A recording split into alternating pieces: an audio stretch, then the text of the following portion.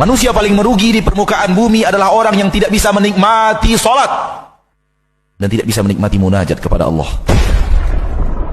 Sesungguhnya perkara yang pertama kali ditanya oleh Allah Azza wa Jal kelak di hari kiamat berkaitan dengan salatnya. Awwalu ma yuhasabu alaihi al-'abdu yaumal qiyamati salatuh. Seorang hamba di akhirat yang pertama kali dihisab dari amalannya adalah salat. Apabila salatnya baik, baik seluruh amalannya. Namun apabila salatnya rusak, rusak seluruh amalannya. Bainar rajuli wal kufri wasyirki tarkus salah. Faman tarakaha faqad kafar. Pembatas antara seseorang dan kesyirikan serta kekufuran adalah salat. Barang siapa yang meninggalkannya, jatuh dalam lembah kekufuran. Bagaimana seseorang mengaku muslim sementara bangunan Islamnya runtuh karena tiang penyanggahnya telah runtuh, yaitu salat. Salat ini tiangnya agama. Kalau nggak ada, ambruk. Ada orang meninggalkan sholat tapi dia mengatakan, Masya Allah Ustaz, fulan ini Ustaz, orangnya Masya Allah Ustaz, baik hati, dia suka membantu orang, tapi sayangnya tidak sholat, dia bukan orang baik. Ada orang tidak sholat tapi dia tidak berzina, Masya Allah baik dia Ustaz. Subhanallah, meninggalkan sholat itu lebih parah daripada berzina. Meninggalkan sholat lebih parah daripada memperkosa. Jangan main-main dengan sholat. Yang pertama dihisab pada hari kiamat sholat.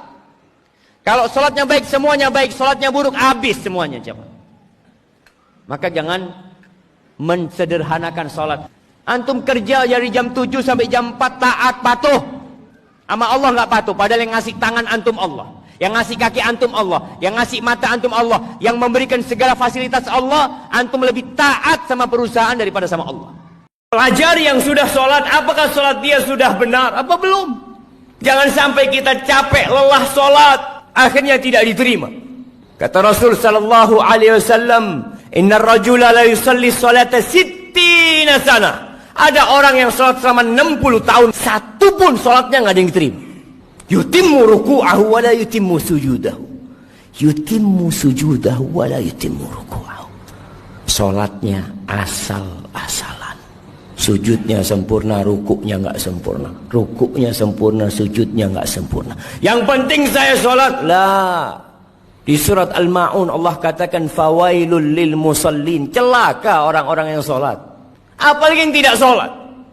Karena ada orang yang sholat tapi dia riya. Tapi dia tidak peduli dengan waktunya. Tidak peduli dengan rukun dan syaratnya. Di antara hal yang mempengaruhi ibadah sholat adalah tata cara sholat. Tatkala Nabi memotivasi kita sholat seperti Nabi, berarti kita berusaha sholat seperti yang Nabi lakukan. Oleh karenanya para sahabat, mereka meriwayatkan tentang bagaimana tata cara sholat Nabi dengan detail. Dengan detail. Tentang cara duduknya, cara tasyahudnya, bagaimana rukuknya, bagaimana sujudnya, bagaimana berdirinya, di mana tangan diletakkan, bagaimana tasyahudnya, kapan duduk iftirash, kapan duduk tawarruk. Ini dijelaskan oleh para sahabat dengan detail.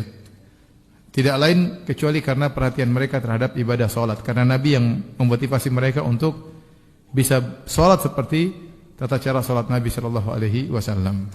Dan orang yang mempraktikkan salat dengan tata cara salat Nabi sallallahu alaihi wasallam biasanya lebih mudah untuk khusyuk.